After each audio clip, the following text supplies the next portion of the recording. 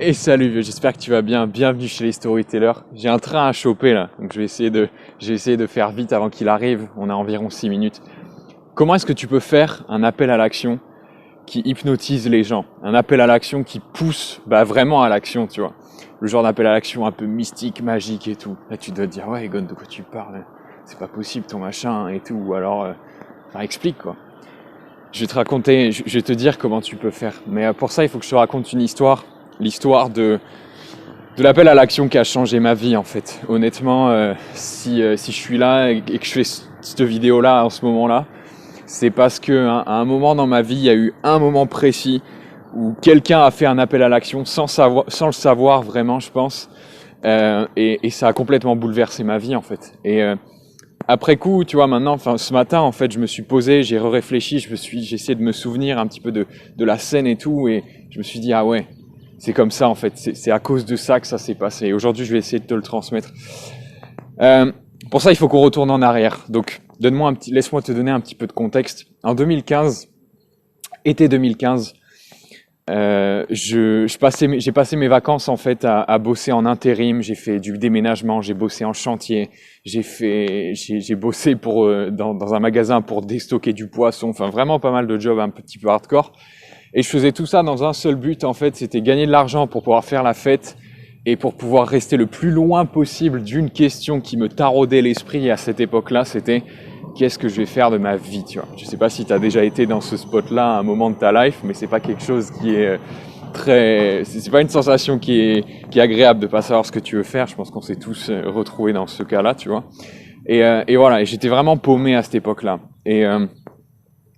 Et ma mère, avec qui j'ai toujours eu des super discussions, un soir de cet été justement, elle m'invite au restaurant, elle me propose qu'on aille manger ensemble, parce que je pense qu'elle avait capté qu'il y avait un truc qui allait pas avec moi, tu vois. Et donc on arrive au restaurant, on se pose, on commande, tu vois, le pain arrive sur la table, et puis je commence à lui parler un petit peu de ça, tu vois. Ouais, écoute maman, ces études que je fais là, elles me plaisent, non, elles me plaisent pas en fait. Elles me plaisent pas, et puis les gens, je suis assis en cours toute la journée, j'ai l'impression de perdre mon temps, machin. J'écoute des gens parler, des gens qui m'inspirent absolument pas, des gens dont j'ai pas envie de suivre le même chemin en fait, et je me sens mal, tu vois. Et puis elle est là, comme ça, elle m'écoute, elle reste silencieuse.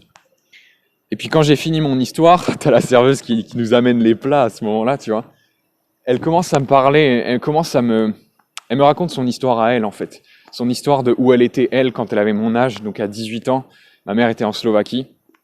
Je suis à moitié français, à moitié slovaque, donc elle est née en Slovaquie, elle est originaire de là-bas. Elle était en Slovaquie et à l'époque c'était l'URSS, tu vois, c'était le régime communiste, voilà, bloc soviétique. Tu pouvais pas bouger.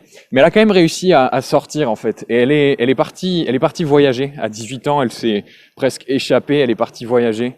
Elle est allée en Israël. Elle a vécu des trucs de malade. Et puis elle me racontait ces histoires comme ça, tu vois, de cette fois où elle avait dû dormir sur la plage parce qu'elle avait plus d'argent pour se payer un hôtel, de cette autre fois où elle a failli se faire enlever par des espèces d'agents secrets, tu vois, de l'URSS au moment où elle prenait un bateau pour aller en Grèce. Et elle me racontait toutes ces histoires et moi j'étais là, tu vois, j'oubliais mes frites, il y avait mon steak qui était en train de refroidir comme ça en bas et tout. Et j'étais fasciné en fait, j'étais complètement fasciné.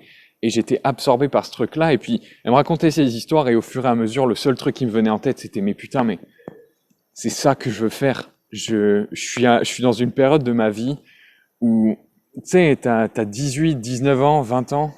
Et t'as pas d'expérience, en fait. Et je veux vivre une aventure. Je veux vivre une expérience. Je veux savoir ce que je vaux, finalement. Et elle me raconte tout ça et tout, et puis il y a la serveuse qui arrive, qui regarde mon assiette un petit peu en mode chelou, en mode t'aimes pas tes frites ou quoi? Je fais non, désolé, et puis je commence à bouffer et tout.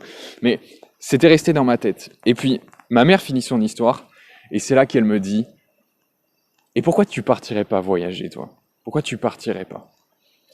Une sorte d'appel à l'action, tu vois. Et là, sur le coup, j'étais convaincu, en fait. J'étais convaincu, les histoires qu'elle m'avait racontées avaient tellement tapé profond, si tu veux, que dans ma tête, c'était juste l'évidence, c'était ça. Et tu sais, ce genre de décision-là, en mode, tu les prends pas à la légère, tu vois. Quand tu décides de partir loin à l'étranger, c'est un truc que tu prévois, c'est un truc que tu prépares, tu sais, genre, voilà, tu pars pas loin comme ça. Non, ben pour moi c'était direct. Je savais que je voulais partir loin, Australie. Je savais que je voulais partir pendant longtemps, 1 an minimum. Euh, et c'est comme ça que ça s'est fait en fait. Et c'est comme ça que je suis parti en Australie à la fin de mes études, juste à cause de cette discussion de 20 minutes autour d'un steak frites et d'une histoire finalement. Et je te raconte ça, ça me fait marrer parce que avec du recul, ça peut paraître tellement bête, mais c'est la réalité en fait, la raison pour laquelle je suis parti. Et je pense la raison pour laquelle, parce qu'en Australie, c'est là que tout a commencé. J'ai continué à faire les vidéos, c'est là que je me suis intéressé à l'entrepreneuriat, tout ça. Donc tout ce qui est maintenant vrai découle de ce moment-là finalement, de ce steak frites avec ma mère et de ces histoires qu'elle m'a racontées, tu vois. Donc pourquoi ça a marché et comment tu peux utiliser ça à ton avantage? Ben, tout simplement, l'idée c'est que, regarde, le point principal de tout ça, c'est que la raison pour laquelle ça m'a autant touché, la raison pour laquelle ça a été tellement efficace, c'est qu'elle n'était pas là à essayer de... Tu vois, on serait arrivé au restaurant, elle m'aurait dit « Ouais, Egon, faut que tu partes en Australie. » Non, je crois pas, non. Tu sais, t'es là en mode... Tu sais, les gens qui te donnent des conseils comme ça, qui te sortent un truc de nulle part alors que tu leur as même pas donné leur avis ou quoi. Non, au lieu de ça, elle s'est posée, elle m'a laissé exprimer ce que je ressentais, et elle a raconté une histoire. Et en fait, ce qui se passe quand tu racontes une histoire, c'est que t'es plus là à essayer de gaver un petit peu comme quelqu'un essaierait de gaver une oie, une idée à quelqu'un. Tu racontes ton vécu et tu fais passer une idée à travers ce vécu-là. Et du coup, la personne, en fait, elle s'auto-convainc en quelque sorte. Désolé, il y a mon train qui arrive. La personne, elle s'auto-convainc en quelque sorte, elle s'auto-persuade de son truc parce que elle s'identifie à toi, tu vois. Tu lui racontes une histoire et au lieu d'être là tu t'adresses pas à elle, tu racontes juste l'histoire et l'histoire fait le taf en fait. Et c'est ça l'appel à l'action qui peut changer, toute une vie. C'est ça l'appel à l'action qui peut vraiment. Je suis désolé, il y a le train qui arrive. Ouais, je me suis laissé distraire par le train qui arrivait. Ce que je voulais dire, c'est ça, c'est que si tu veux créer un appel à l'action qui touche les gens, déjà, il y a 2 choses. La première, c'est connais ton audience. Ma mère savait ce qu'elle devait me dire parce qu'elle m'a écouté avant. Et je t'ai dit, elle m'a laissé parler, elle m'a laissé amener le sujet sur la table. Donc ça correspond finalement à connaître ton audience. Sache à qui tu parles, quels sont les besoins de ces personnes-là. Et la deuxième chose que tu dois faire pour faire cet appel à l'action, c'est qu'une fois que tu connais les besoins de ton audience, une fois que tu sais à qui tu parles, raconte-leur une histoire. Trouve un moyen de faire passer ton message. Ton histoire, elle a toujours une morale, un point, un cœur, the point. What's the point? C'est le but, la raison d'exister de ton histoire. Connecte ça avec une histoire, quelque chose qui t'est arrivé. Et raconte-lui comme ça. Au lieu de dire directement « ouais, fais ça » ou alors « je vais t'apprendre ça » ou quoi. Raconte comment toi t'as appris ça. Raconte qu'est-ce qui toi t'est arrivé et comment toi t'es arrivé à cette conclusion-là. Et ce qui va se passer quand tu fais ça, c'est que les gens baissent leur garde. Parce qu'il y a un effet, il y a un phénomène qui a lieu, c'est les neurones miroirs, c'est une particularité des humains. Les neurones miroirs, c'est ce qui te permet en fait de vivre une expérience sans avoir à la vivre vraiment. C'est-à-dire que le cerveau ne fait pas la différence entre une situation qui arrive ou alors quand quelqu'un te raconte une situation. On ne fait pas la différence, il se passe la même chose dans notre tête. Donc quand tu racontes une histoire ou quand tu écoutes une histoire, tu ressens la même chose que si tu l'avais vraiment vécu. Et c'est ça la recette d'un appel à l'action magique en fait.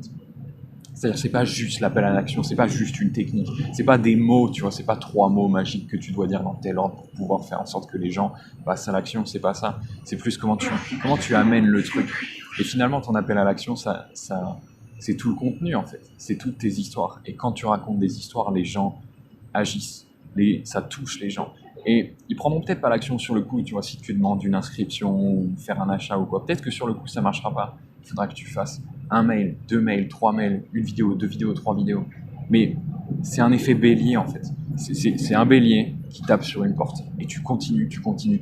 Et éventuellement à un moment le message passe, la personne est prête à entendre le message que tu lui fais passer.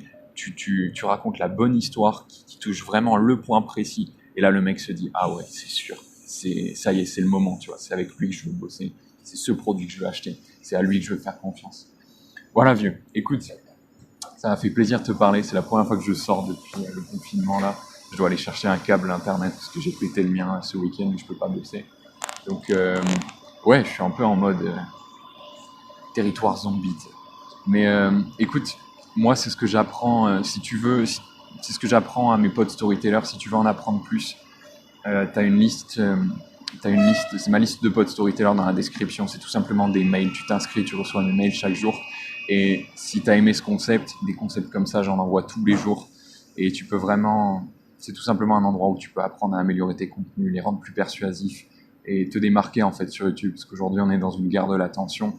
Et si t'as pas les outils pour te démarquer, si t'as pas quelque chose d'unique, et quoi de plus unique que tes histoires et que ta personnalité, bah on te voit pas en fait, t'es invisible. Donc apprends à raconter des histoires, démarque-toi, montre-toi vulnérable, raconte ces histoires comme moi je t'ai raconté là, tu vois. Je te dis que j'étais misérable et tout, mais je me sens.